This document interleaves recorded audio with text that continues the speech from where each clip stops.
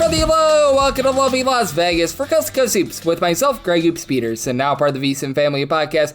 We've got an excellent podcast for you. We're going to be joined in segment number 2 by one of our good friends, Matt Josephs, aka Mid-Major Matt. We're going to chat with him about what we all saw with the NBA draft decisions. He's based out there in the great state of Virginia, so we'll talk a little bit about the Virginia Cavaliers, something that I want to talk about a little bit on this podcast as well. We'll dive into it with our good friend Matt. I'll dive into it a little bit here in segment number 1, looking at some of these teams that may have incomplete rosters that might be going the international route, because a lot of the good players in the transfer portal, with Milan Memiselovic signing with Kentucky on Monday, they're now just officially off the board. Now, we did see a nice signing with Delaware Conference USA Rookie of the Year Christian Bliss landing over at Stanford, so that was good for them. That happened after we did our chat with Matt, but most of these guys are very much off the board, so we'll talk about just these teams that go the international route, the roll, the dice that some of these teams have, some of the upsides, some of the downsides, because we certainly saw that in his state. Virginia, the Cavaliers, they had a lot of success with it.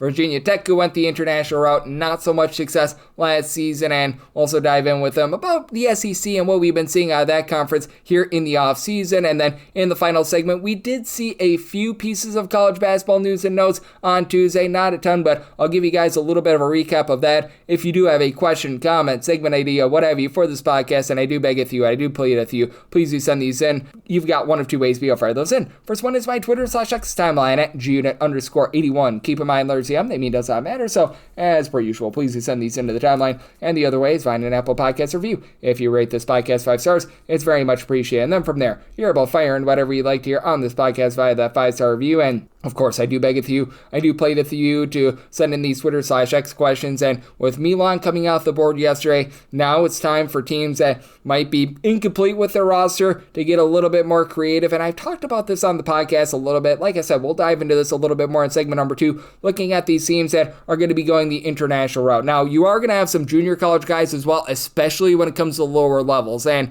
you're going to be getting conference previews of every single one of these 32 conferences. I hope to get those started, like I've been saying on the podcast last few days, within the next 10 or so days. It's going to start probably a little bit later than most off seasons, because this year with the transfer portal opening up after the NCAA tournament, it took a little bit longer for guys to come onto the board / come off to the board, and for these teams to be able to get their rosters filled. But I'm going to hope to be able to get those started within the next few days. But going to be seeing a lot of junior college guys signing. You're going to be seeing quite a few teams trying to go with international men of mystery to be able to find a way. And we've seen some of these guys that have signed late become really, really good ads. I know that Illinois over the last few seasons, they've had a few of them, and we've seen them be able to flourish. And then there have been some teams at the mid-major ranks that have just absolutely flopped. So we're going to be talking about that here in the next few weeks. A little bit of a shorter segment because we didn't have a lot of rambunctious news in college basketball on Tuesday, unlike Monday, but we will respond to what we saw on Monday with Milan heading out over to Kentucky. We'll talk SEC, NBA draft decisions, and so much more with Matt here on the flip side, right here on Coast to Coast Hoops with myself, Greg Hoops Peterson, now a part of the VSiN Family Podcast.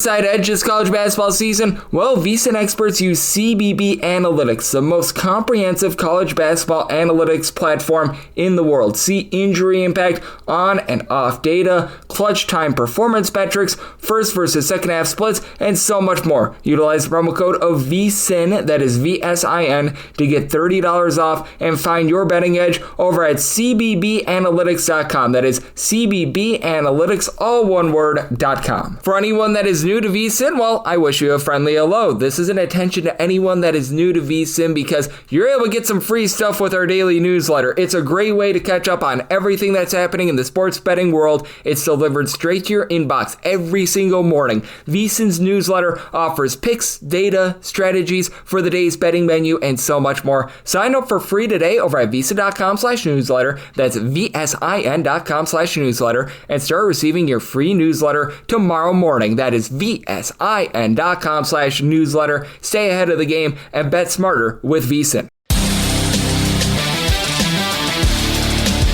And we're back here in lovely Las Vegas for Coast to Coast Hoops with myself, Greg Hoops Peterson, now part of the VSiN Family Podcast. Always great to be joined by this man, as you know that this man knows his basketball when he's got mid-major in his name. We've got mid-major Matt aboard. He does a great job over at ESPN Radio with show Border to Border. Additionally, I know that he's doing a great job with Ariel Epstein's Prop Queen website and podcast as well. This time of year, doing a great job on the baseball front, but all months out of the year, he's always taking a look at college sports, whether that be college football, college basketball. Does such a great job there. You're able to follow him on the old Twitter/X at Easy Enough. His name, Mid-Major Matt, altogether. And Matt, always a pleasure, my friend. Thank you. Thank you, as always, for having me. Matt, we are coming off of a very exciting portion of the, shall we say, off-season, because we just had the NBA draft decisions come through, and were there any real surprises to you? Because I feel like we are seeing more and more of these guys come back to school with the age of NIL. A lot of guys don't want to gamble on whether or not they're going to be first or second round picks, and I feel like that's been very beneficial in terms of keeping some of the top talent in the game. Yeah, it's one of the things I've talked about a lot on my show, is that, look, there's a lot of unsavory things involving NIL and teams and how much they pay players and stuff like that.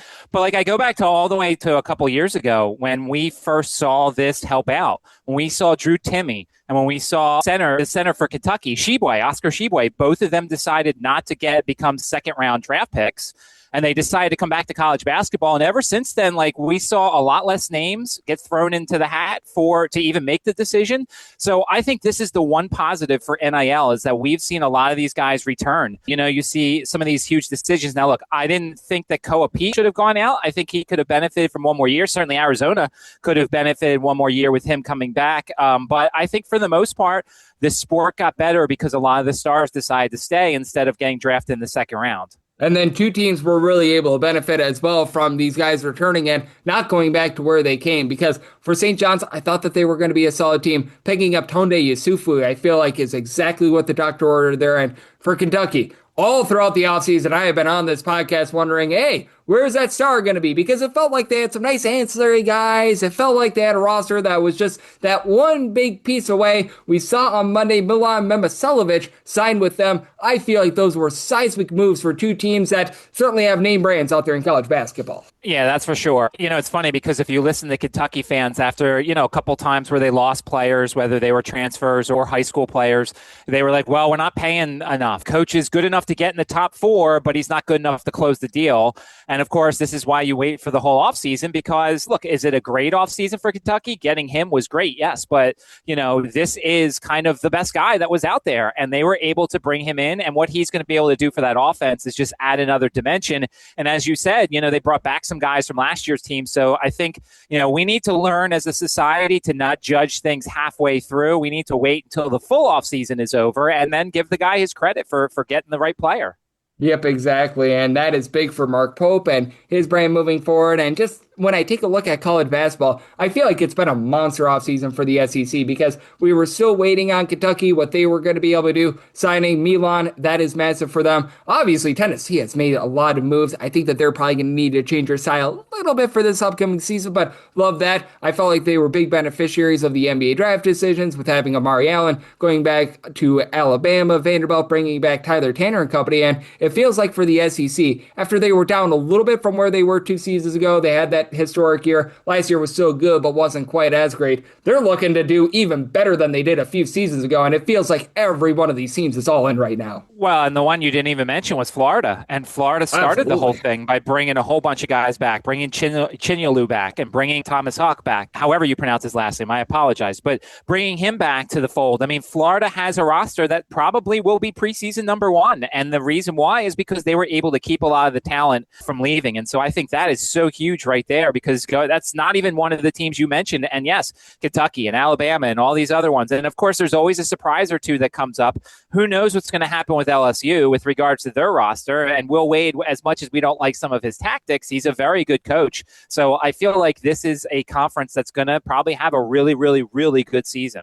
And I'm so glad that you mentioned LSU there as well. As we do have Mid-Major Matt Josephs joining me right here on Coast to Coast Hoops because they're looking to go the international route. And if you're able to pinpoint what we can expect from LSU this year, well, I salute you because you're probably the only one because we don't know who's going to be eligible out of all the guys that they signed right now. That's going to be coming in the future days, future weeks, and might be a battle that they're going to be fighting all the way up to the start of the season. But how do you take a look at a lot of these international guys? Because they are sort of, as I like to call them, men of mystery. They play with a little bit of different rules than a lot of players out here in the United States that even at the high school level, AAU obviously a little bit different than what we see internationally. But we've seen some of these teams have great success in terms of bringing in these international guys. We've seen it with the ACC. We've seen it with Illinois. And then we have seen a few whiffs with it as well. Well, I mean, I'll go to my own area. I look at it's a tale of two teams. You look at Virginia Tech. They thought when they brought in Neo Avdalis that they were bringing in a guy that, he was listed on NBA draft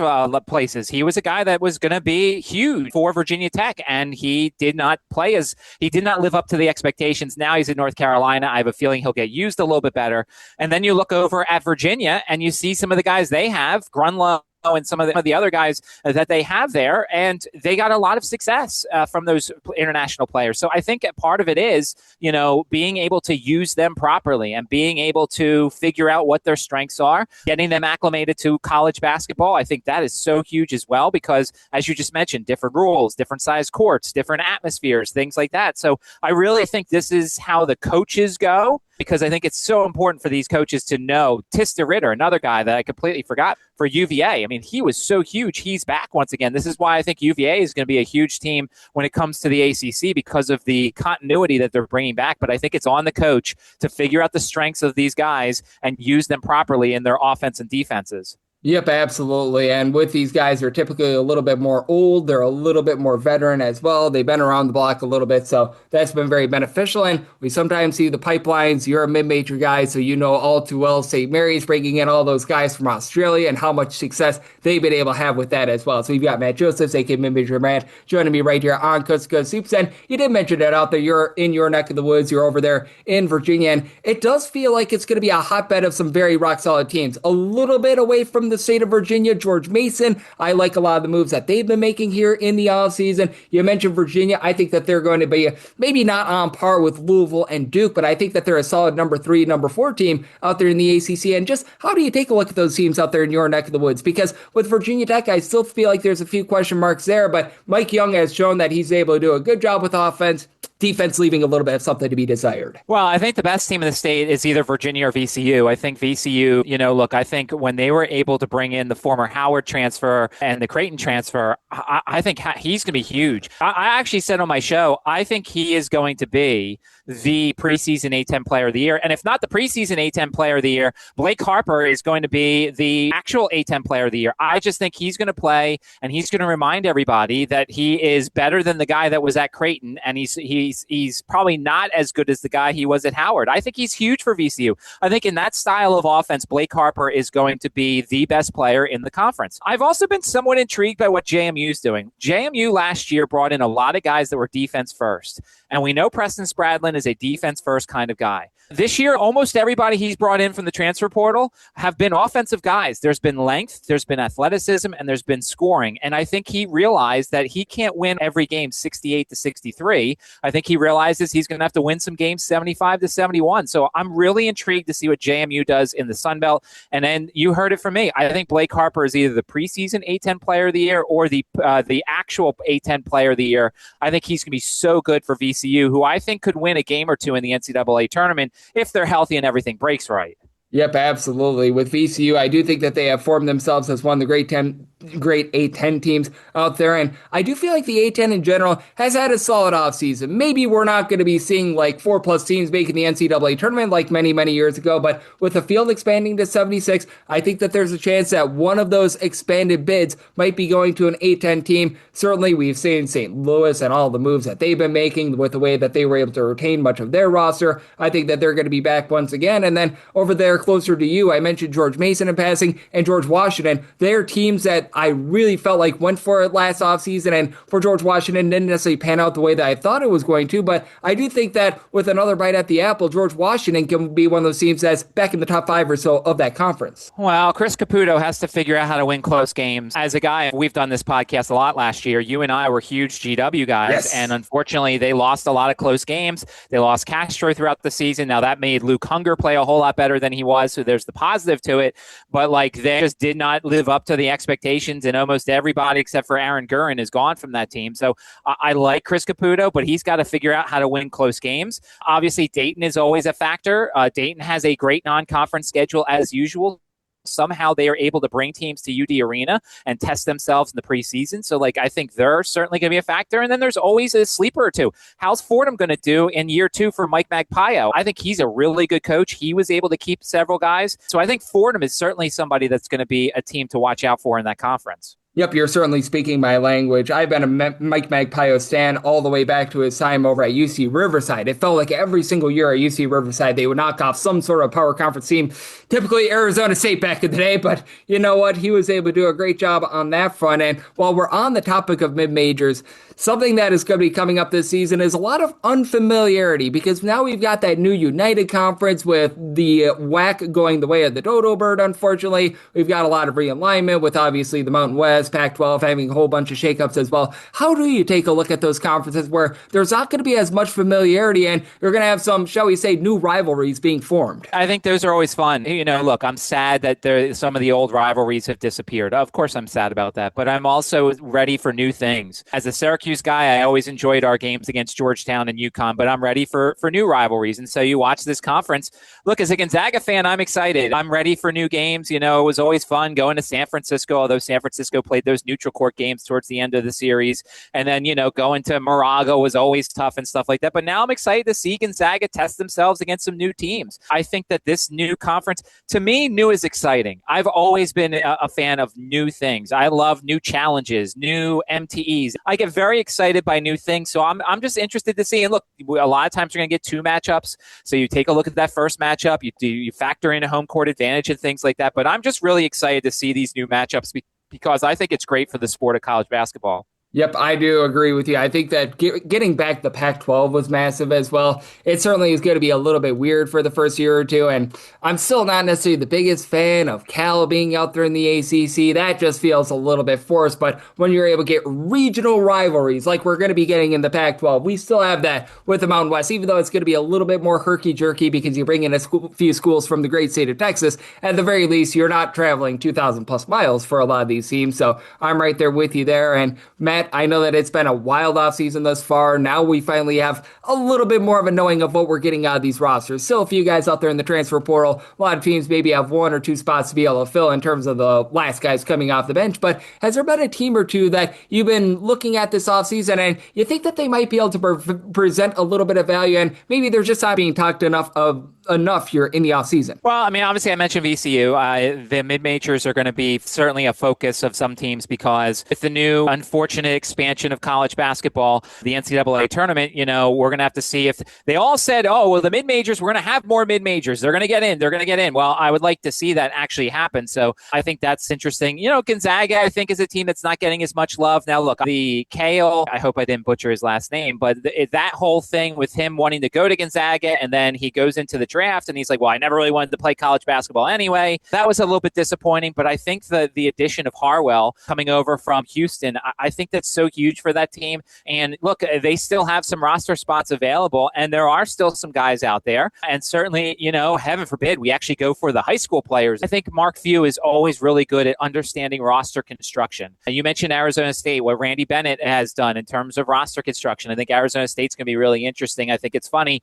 Once Gonzaga left the conference, Randy Bennett's like, maybe I'll leave as well and I'll go to Arizona State. But I just think that it's going to be really good. And look, there are still some really good players who are out there. So I think trying to make a decision in terms of like who's going to be really good and who's not going to be really good, I think there's 1 or 2 additions still to come that's going to change the top 25 in college basketball. It's just who's going to make those additions. If I'm not mistaken, Mustafa Team, who is over at Cincinnati, is one of those big guys that is still out there. So, yes, there are still a few guys that could be able to make a little bit of impact. Most of these guys are off the board, but these teams that have money to spend, Kentucky was one of those until about 48 or so hours ago. They are very much going to be trying to beef up that roster, and every single day I'm always looking to beef up this roster with great guests. Matt, you're one of the best. You do such a tremendous job out there in the great state of Virginia with your day in and day out show over on ESPN Radio in Richmond. You're doing a great job on the baseball front and so much more. So love the good people at home. Know it's all on tap for you and how people can follow along on social media and other platforms. platforms. Yeah, deep into college football research. Obviously, all the win totals are out, trying to find some value. The college football, I would say, is my number one sport. So we're starting to do a lot of research. And of course, we post everything on Twitter. We post everything in the Action Network app. So it's certainly easy to track, whether it's college football, baseball, college basketball, NFL props, the rare NBA or NHL wager, that's for sure. So anybody has any sort of questions that maybe Greg can't answer, I want to certainly do so because we all have the same goal. We all want to beat the books. We certainly do. And when it comes to sports in general, I always say this: being able to win tickets during the season, being able to cash on those big time winners, and being able to find great trends, it all starts in the off season. It starts with great prep work, great research. Matt is certainly doing that for college football, college basketball, and so much more, and is doing a great job on the baseball front as well. So big thanks to Matt for joining me on Coast to Coast Hoops, now part of the VSiN Family Podcast. Coming in next, let's get you guys a roundup of the news and notes we saw in college basketball over the last 24 hours.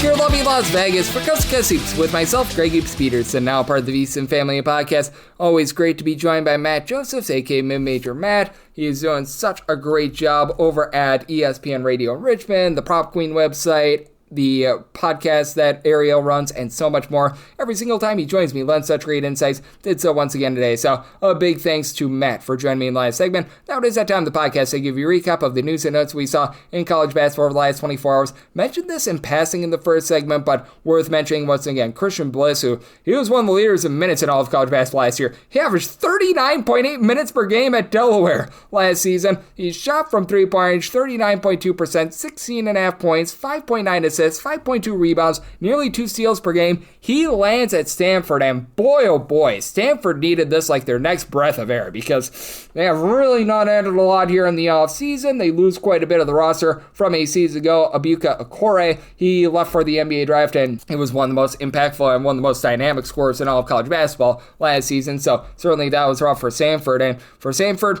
other than Austin Maurer, who's a 7-footer from Seattle, and he was a solid defensive player, but he's not going to give you anything on offense, they really didn't add much here in the offseason for Stanford. Even with this signing, I do think that they're going to be still probably doomed to be lost with a lot of the teams out there in the ACC. Aiden Kamen is going to need to be really carrying the mail for this team, but this is a big-time signing for Stanford. Finally, they've got something on the board with regards to a guy that's going to be able to make an impact, so nice for them. And then Doyle Cockrell, he was able to make a nice impact for Chicago State last season. About 12 points, 2 assists, steal per contest. He has decided that he is going to be adding on over to Nichols. For Nichols, when this team is really rocking and rolling, they're one of the better teams in all of college basketball in terms of generating turnovers. This goes all the way back to the Austin Clonch regime, so that's really been the blueprint for them. And so many teams out there in the Southland, because they all just copied what Stone Cold Steve F. Austin was able to do along with Abilene Christian when they were able to win their games in the NCAA tournament. And for Nichols, certainly they're going to need to be much more fortified down low. This is not going to really address that, but they did do that with Arap coming over from Memphis. They added A.J. Denton over from Tarleton, so they're going to be doubling down on the system. Tyrone Farrell, who comes over from Morehead State, should be able to give you some versatility as well. And even though he didn't play a lot over at Western Michigan, Junior Silu at 6'10", he should be able to help out as well. So it feels like Nichols is going to have much more balance for this upcoming season. We're seeing a lot of these Southland teams spending quite big, and now for Nichols, they're getting their hat in the ring as well. So do love that. You got Matteo Kofi. He was over at UTSA, meet for the Roadrunners last season. He has decided that he is going to be heading on over to the New Jersey Institute of Technology. And hey, NJIT has made some relatively solid ads here in the offseason. Not a ton of them, but Mario Tatum was like an 8 or 9 point per game scorer over at VMI last season. Brandon Oliver was a solid player over at Canisius. Brandon Swords Jr. really didn't see a lot of minutes over at Georgia Tech, but he's a 6'5", little bit of a combo player. Now you add a guy that was over at UTSA last season, so he's going to be going down a level. He was able to average about 4.8 rebounds per game. He should be able to fortify an NJIT team that was one of the lesser rebounding teams in all of college basketball. A man that came over from France, and even though he didn't pop a lot of threes, he was able to shoot about 36% from three-point range, so you get some good versatility there. I really like this move for NJIT out there in America East, where Vermont is going to be looking to be refortified. UMBC has really separated themselves, but we've seen a lot of teams like Maine, Binghamton, and company really fall by the wayside, so I do think that this is going to be impactful for them and gives them just a lot more balance and a little bit more down low. And then out there in the NEC, staying out there in the northeast part of the country, country. Daquan Davis, he was over at Providence. He has decided that he is heading on over to LIU, aka Long Island, and for Long Island, it's been a nice offseason for them. They signed the pair of twins. I'm blanking on the names, but they were like top 20 guys with regards to their recruiting class. They were absolutely able to tear it up at the junior college ranks, so that was very big for them. Additionally, they were able to retain a few pieces from a season ago when they were able to make the NCAA tournament, and they bring in Vashawn Elwett, who was a few seasons ago a double-figure scorer out there for TCU. They bring in Jashawn Jean-Charles, who I liked over at Chicago State. Josh Pickett, he has some upside coming on over from Presbyterian. Now you add in there a guy with some power conference experience in Daquan Davis, who unfortunately just was unable to get out there on the floor last season over at Providence. But yeah, go back 2 seasons ago to what he was able to do over at Florida State. He started 20 games. He really didn't shoot it well from 3, but 9 points, a steal, 2.5 assists per game as a, shall we say, more of a primary guard over at Florida State. And that's something that LIU needed. They were a team that really struggled with turnovers last season. This is going to be very impactful for them. So I love this gift for Long Island, and I love the fact that we get to continue to do this podcast every single day, because the college basketball news and notes, it really is never ending. If you do like hearing from this fine podcast, Coast to Coast Hoops, you're able to subscribe wherever you get your podcasts, Apple Podcasts, Google Play, Spotify, Stitcher, and TuneIn. If you have a question, comment, segment idea, whatever you for this podcast, you do have one or two ways we offer those in. First one is my Twitter/X timeline at gunit_81. Keep in mind, letters CM, they mean does not matter. So as per usual, please do send these into the timeline. Otherwise, find an Apple Podcast review. If you rate this podcast 5 stars, it's very much appreciated. From there, you're able to fire in whatever you'd like to hear on this podcast via that 5-star review. And I just talked a second ago about the news never ending. How about one more? Vuk Bosovic. He was over at San Diego this last season. 6 points, 3 boards per contest, shot 36 or so percent from 3-point range as a 6'7" combo player. He just committed to Bethune-Cookman as I'm getting off here. He joins Jalen Jones, who comes over from Jacksonville and Oakland. They've done a nice job here bringing in Milan Martinez, a 7-footer from Louisiana Tech. Bethune-Cookman might not have quite the star power that they had last year with Ontario Morris, the Dr. Bradley and company, but they've done a nice job assembling this roster. They should be towards the top half of the SWAC once again. Carmelo Branch, double figure scorer from Kansas City. So as you can tell, we're going very deep on this podcast. The conference previews are going to be starting very soon. We're going to get you guys great guests every single day like we did with mid-major Matt Josephs, who joined me in segment number 2, and we are on over 2,300 straight days without a missed podcast. That is not going to be ending anytime soon. So I'll catch you guys once again tomorrow. Thank you.